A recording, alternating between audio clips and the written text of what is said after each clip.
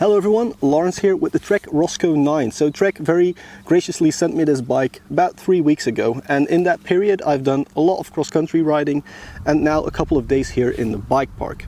Now the reason I mention this is because this bike is somewhere in between cross-country and a trail hardtail. So the geometry numbers, for example, are pretty steep. The bike is not super long. It's just somewhere in between what you would expect from a cross-country hardtail and a trail hardtail. So let's see just how good it is, if it's really versatile or if it's just rubbish at both. So let's start with the build on this bike first. So as you can perhaps see, it's a 650B bike with 2.8-inch wide tires. So it's not quite that 3-inch wide from a plus bike, but it's not in that 2.6 to 2.4 range of the average trail bike nowadays either. 2.8 inches on the tires though is still really good for traction and also for getting a lot of vibration dampening and adding a lot of comfort to your bike. So I really like the tire choice. 3 inches I found with the Pilot Locum was a bit too wide perhaps. 2.8 is basically perfect for me and my type of riding. Now with a 2.8-inch wide tire you obviously need a lot of rim to support it. So these are 40mm wide. Really like them. They are of course aluminium, what would you expect at this price point, but they're nice and wide. They're tubeless ready, as are the tires. So if you want to go tubeless, super easy upgrade. Now most of the kit is actually Bontrager, so let's start at the cockpit area. First of all, the stem, nice and short. Handlebars, 760 wide, pretty much exactly what I would run if I would to buy my own bars. But then the grips, also Bontrager. They are lock-on grips, but they're very thin, so some people like it. I personally don't really like very thin grips. They also have a single locking collar, but it's a plastic one, so it will slide around a little bit, which is quite annoying for a lock-on grip. There's also a Bontrager dropper post included at this amazing price point. So it's the usual under the lever style, like one by lever remote. 150mm of travel on the dropper post. It's a good dropper post, that's all I can say. A little bit of sideways play on it, but nothing that you'll actually notice when riding it. RockShox supplies the Recon fork, so this is a 32mm stanchion fork, chrome plated. It's a bit heavy, but it's okay. It's really good in the small bump sensitivity stuff, and it's nice and firm up top. So I really like the fork. Again, at this price point you can't expect anything too crazy, but this is like really good for this €1,300 bike. This bike is full on boost, so the front is a boost axle, the rear is also a boost axle. I'm going to go on a little bit of a rant, I guess, about the rear axle. So Trek told me it was mostly to save on production costs because it would add too much cost to the bike, but what Trek did is they created another new standard, so Boost 141. So it's a 141mm long axle, but it's actually quick release. So it's just super thin quick release axle, but it's 6mm longer than your usual axle. Now looking at the bike, I can see spacers on both sides, so I think Trek could have easily gone with the standard quick release, which would be a lot easier for upgradability later on. However, it doesn't impact the ride quality whatsoever. It is a hardtail. The frame is really stiff at the rear, so it's not like you need that massive 15mm boost axle in there to keep things stiff like you would with a full suspension bike. It's just something worth noting. Looking at the drivetrain, I am super impressed. So let's first of all start with the bottom bracket. It's a threaded bottom bracket. Pink Bike's going to be happy, so just buy this bike. It's got a threaded bottom bracket. Also race face effect cranks, awesome. It's like a really high quality crank. At this price point it's pretty damn awesome. And then the rest is Shimano, so you get this XT derailleur with an SLX cassette. Now you may say, oh, it's not SRAM 1 with that 10 to 50. I personally didn't really have any issues with the range on this thing. So you get this 11 to 46, and for my cross-country riding, most of the time that was good enough.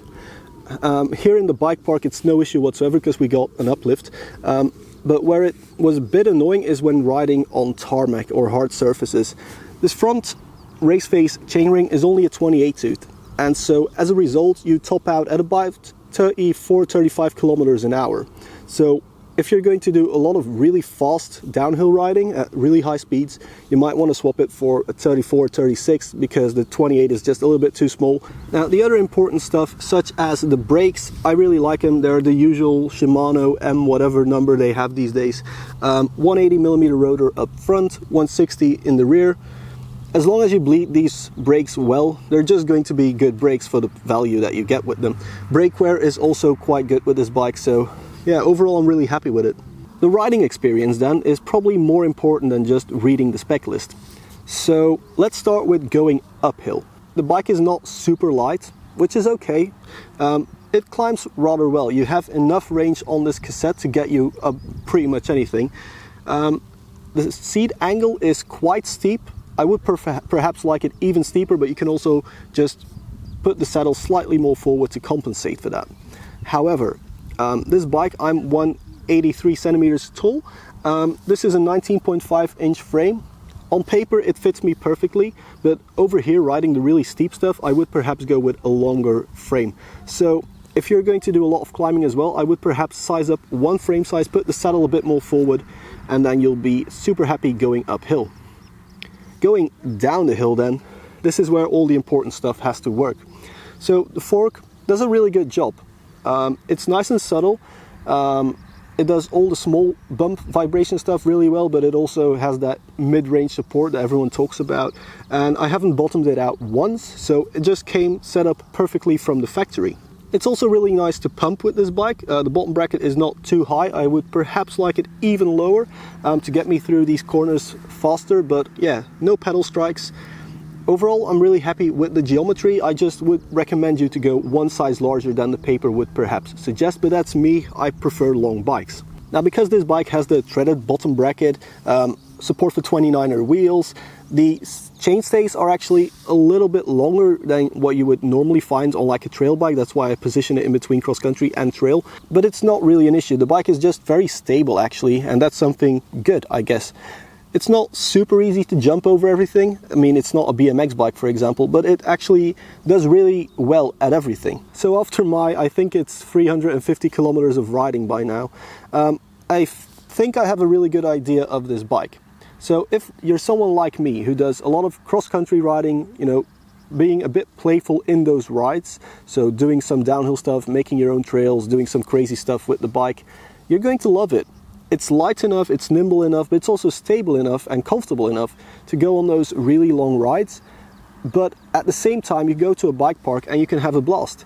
I know it looks super slow in the footage, but I actually got a 5th time overall on Strava here on the green course.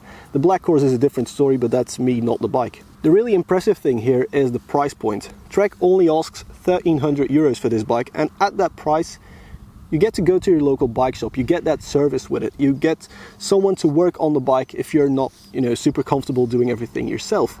So 1,300 euros is a bargain for the Roscoe 9. If you only have 1,200 to spend, you can also go to the Roscoe 8, which still has a dropper post, but you get a SRAM NX drivetrain instead. Still an awesome bike though. Also it comes in super awesome orange. Anyway guys, if you like this video, please hit that thumbs up button. If you didn't, let me know in the comment area why.